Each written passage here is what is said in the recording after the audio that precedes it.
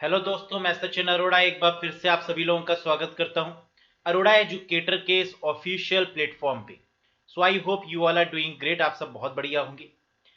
जैसे कि आप लोग ने देख लिया होगा कि आज के इस सेशन में हम लोग बात करने वाले हैं मिशन JOAIT 939 पर। ये हमारा मिशन रहने वाला है जो अपकमिंग एग्जाम है, इसी को फोकस करते हुए सेशन स्टार्ट कर दिए गए। आज है इस सेशन का डे 1, जहां पर हम लोग कंप्यूटर में पूरी पकड़ बनाने की कोशिश करेंगे। और ये जो आपके सेशन यहां पर चलना शुरू हुए हैं, ये टोटली बेस्ड होंगे नए एग्जाम पैटर्न पर। जैसे कि हम लोग दो पेपर देख चुके हैं, एक तो JOIT 817 और दूसरा 903। इन दोनों के ही पैटर्न को हम लोगों ने ऑब्जर्व कर लिया है। क्वेश्चन कैसे बने, पहले तो हम लोग इसी पर प्रैक्टिस करेंगे कि जो क्वेश्चन एग्जाम में पूछे गए वो क्वेश्चन कैसे थे, उनका आंसर क्या होना चाहिए। इस पर डेली सेशन होगा। नए क्वेश्चंस भी मैं लेकर आऊंगा, जहां पर आपको यह भी पता चलेगा कि जो अपकमिंग एग्जाम है वहां पर क्वेश्चन का लेवल क्या रहेगा। देखिए, किसी भी एग्जाम को तैयार करने के लिए सबसे बेसिक रिक्वायरमेंट क्या है? ऑब्जर्वेशन। आपको यह ऑब्जर्व करना है कि पेपर का लेवल कहां पहुंच चुका है और आपकी प्रिपरेशन किस लेवल की होनी चाहिए।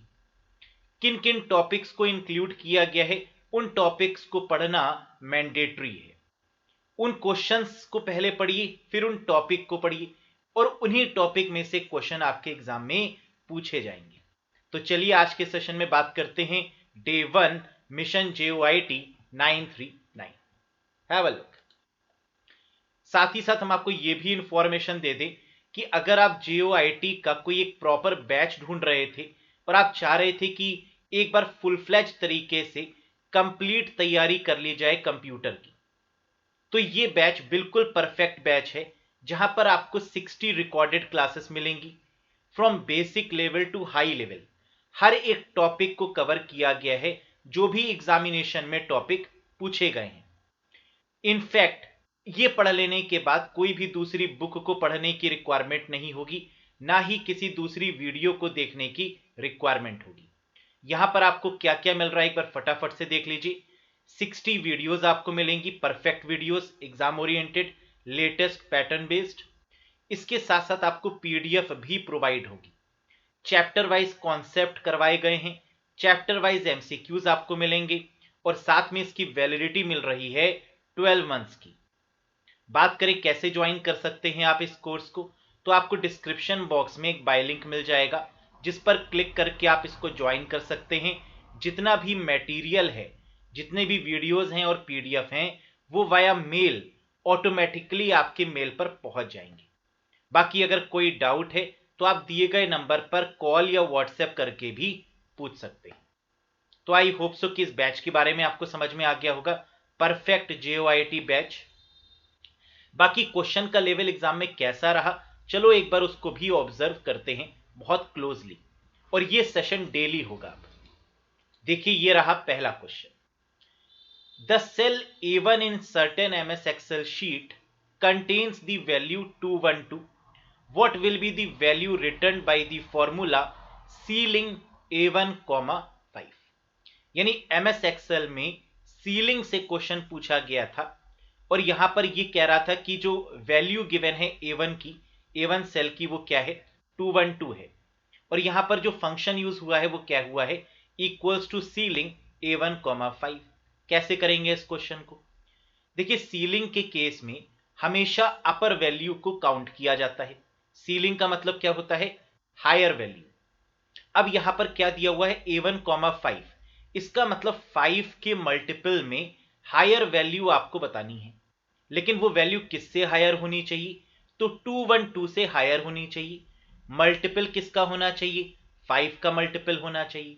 और सीलिंग का मतलब the value must be greater than the given value, that is 212।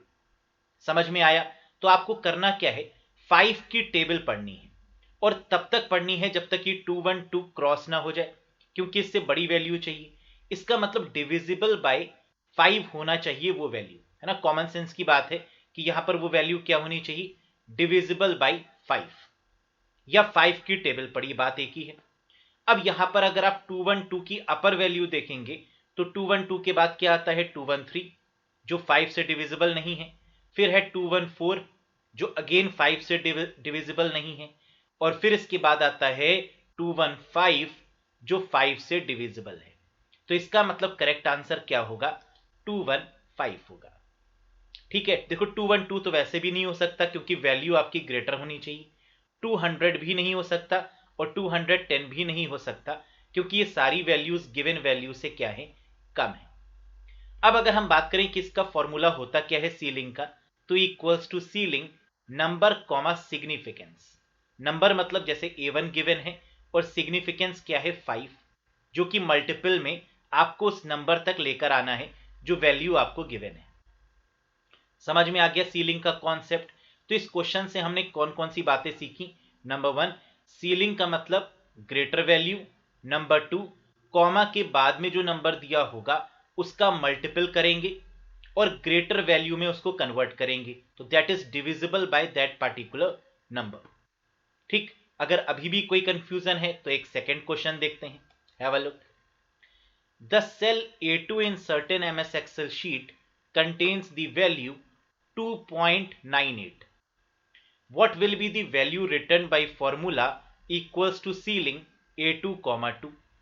तो A2 सेल में जो वैल्यू है वो क्या है 2.98 है। जब इस फॉर्मूले का आप यूज करेंगे सीलिंग में तो वैल्यू आपका जो आउटपुट निकल के आएगा वो क्या होगा बताइए। 143.299।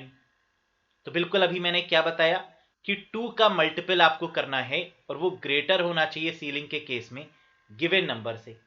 तो 2 1 2 कम है, 2 2 4 ये ज्यादा हो गया और यही करेक्ट आंसर होगा। Means 2 2 4 4 is the correct one. तो सेकंड वाला इसमें यहां पर आपका करेक्ट आंसर बनेगा। समझ में आ गया क्या है कॉन्सेप्ट सीलिंग का। वेरी गुड, नेक्स्ट देखिए।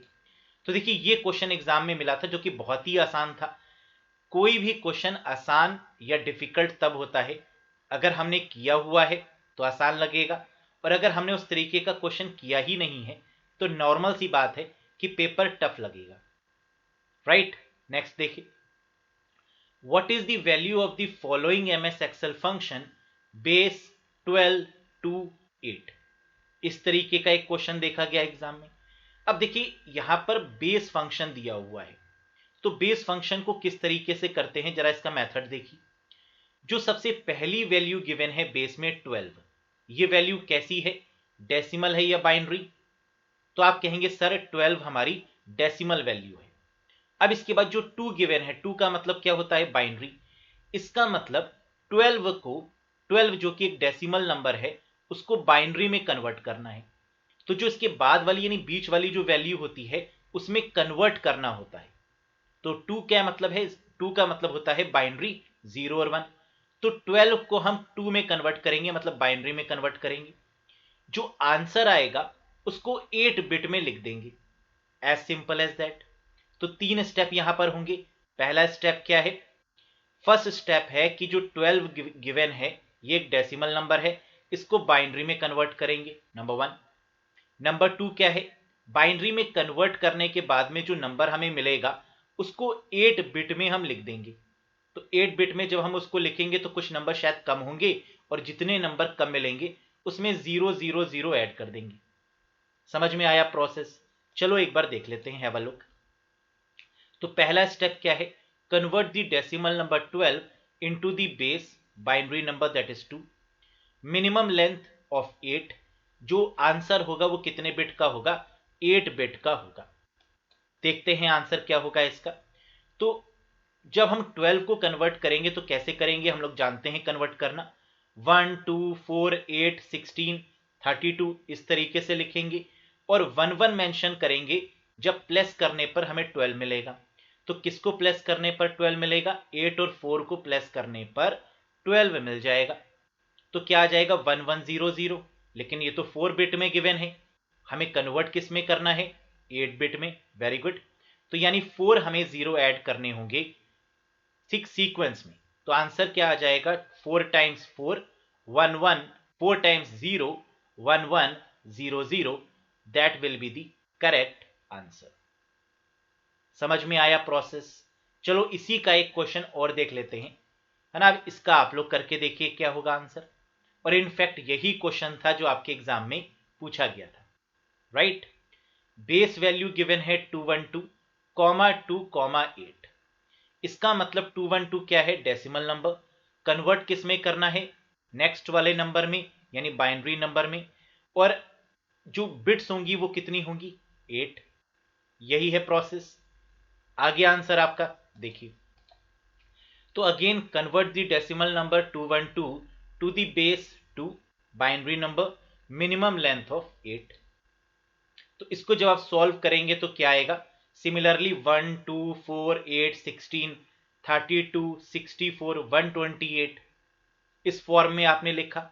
अब आप ऐड करेंगे कि किसको ऐड करने पर 2112 आता है, 212 आता है। तो आपने देखा 128 64 16 4, इसको ऐड करेंगे तो 212 मिल जाएगा। तो इन प्लेसेस पर 1 लिखा और बाकी प्लेसेस पर 0 लिखा। तो ये जो आपका आंसर आया, अब ये चेक कर लीजिए क्या ये 8 बिट में है। तो आंसर है बिल्कुल, ये ऑलरेडी आपका 8 बिट में गिवन है। तो यही आपका आंसर हो जाएगा। इसे हम बोलते हैं base function in MS Excel. ये कॉन्सेप्ट क्लियर हुआ, वेरी गुड। आगे देखिए, देखो आसान आता है क्वेश्चन, क्वेश्चन बहुत आसान था, बस आपको पता होना चाहिए था कि ये हम करेंगे कैसे। What is the value of the following MS Excel function equals to floor 14,4। इससे पहले जो फंक्शन हम लोग ने एक्सेल शीट में सीखा वो क्या था, बेस, और उससे पहले सीलिंग का केस। अब यहां पर फ्लोर वाले केस को भी समझ लेते हैं। फ्लोर का मतलब होता है वैल्यू कम होगी गिवन वैल्यू से, that is called floor value, that is called floor function. और सेम मल्टीपल वैल्यू होनी चाहिए, यानी 4 की टेबल पढ़ेंगे और क्या गिवन है, यहां पर 14 गिवन है, तो 14 से कम ये वैल्यू आपकी आनी चाहिए। तो 4 का टेबल पढ़िए और 14 से कम आए तो रुक जाइए। तो 4 1 जा 4, 4 2 जा 8, 4 3 जा 12, 4 4 जा 16, ज्यादा हो गया नहीं, 4 3 जा 12, तो 12 यहां पर आपका करेक्ट आंसर बनेगा। समझ में आया।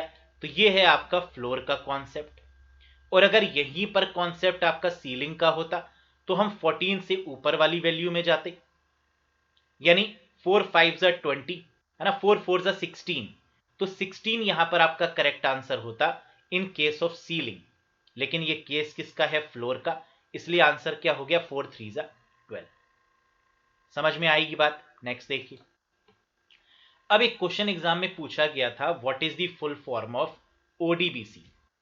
ओडीबीसी जेडीबीसी से अक्सर एक क्वेश्चन एग्जाम में पूछा जाता है। इसकी फुल फॉर्म पूछी गई थी, क्या होती है इसकी full form, open database connectivity. Open database connectivity. अब ये ओडीबीसी का मतलब क्या होता है, जरा इसको जान लीजिए, हैव अ लुक। देखिए ओडीबीसी क्या है, ये एक स्टैंडर्ड है। ये एक ऐसा स्टैंडर्ड है जिसके थ्रू हम डीबीएमएस में से किसी भी डेटा को एक्सेस कर सकते हैं, निकाल सकते हैं। इसके लिए माइक्रोसॉफ्ट ने एक स्टैंडर्ड दिया जिसका नाम रखा गया ओडीबीसी। ठीक, यानी फिर से एक बार सुनिएगा, ओडीबीसी क्या है, एक स्टैंडर्ड है। किसी भी डीबीएमएस में से, डेटाबेस मैनेजमेंट सिस्टम में से, डेटाबेस को एक्सेस करने का जो स्टैंडर्ड है, जो तरीका है, उसे हम लोग कहते हैं ओडीबीसी। और ये किसने दिया, माइक्रोसॉफ्ट के द्वारा ये डेवलप किया गया। बस यही है कॉन्सेप्ट, देख लीजिए। Open database connectivity, it is the standard API for accessing a database. तो डेटाबेस को एक्सेस करने के लिए एपीआई है। एपीआई का मतलब होता है थर्ड पार्टी सर्विस, और you can say application programming interface. It uses SQL for accessing a database. अब डेटाबेस में से अगर कुछ निकालना है तो हमें कोई एक लैंग्वेज का यूज करना होगा, और आप लोग जानते हैं कि डेटाबेस में से एक्सेस करने के लिए जो लैंग्वेज है वो डेटाबेस लैंग्वेज कौन सी है, स्ट्रक्चर्ड क्वेरी लैंग्वेज है, एसक्यूएल है। नेक्स्ट, इंट्रोड्यूस्ड बाय माइक्रोसॉफ्ट ने इसको इंट्रोड्यूस किया 1992 में। और इसके कुछ एग्जाम्पल्स याद रखिएगा, जैसे माई एसक्यूएल है, ओरेकल है, माइक्रोसॉफ्ट का एसक्यूएल सर्वर है, या माइक्रोसॉफ्ट का विजुअल फॉक्स प्रो है। ये सब आपके ओडीबीसी के ही एग्जाम्पल्स कहे जाएंगे। तो ये सब क्या है, ये सब आपके डीबीएमएस सॉफ्टवेयर्स हैं। ये सारे डीबीएमएस सॉफ्टवेयर्स किस कैटेगरी में आएंगे, ओपन डेटाबेस कनेक्टिविटी की कैटेगरी में आएंगे। तो ये सही तरीका होता है कि आपने क्वेश्चन देखा, फिर क्वेश्चन में से कितने क्वेश्चन बन सकते हैं अपकमिंग एग्जाम में। अब कोई भी क्वेश्चन अगर ओडीबीसी से पूछा जाएगा तो आपके पास में उसका आंसर होगा। क्लियर है कॉन्सेप्ट? नेक्स्ट देखिए, वेरी गुड।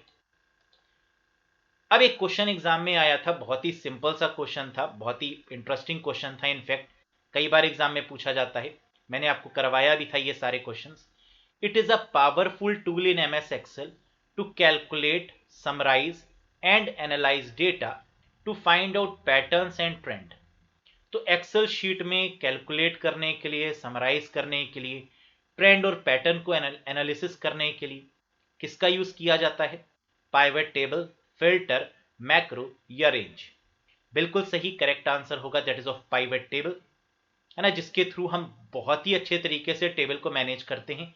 जो भी डेटा हमें फेच करना है, अपने अकॉर्डिंग हम डेटा को रोज एंड कॉलम्स में उठाकर रख देते हैं और वो एक नई टेबल हमारी फॉर्म हो जाती है, जहां पर डेटा पर एनालिसिस करना काफी आसान हो जाता है।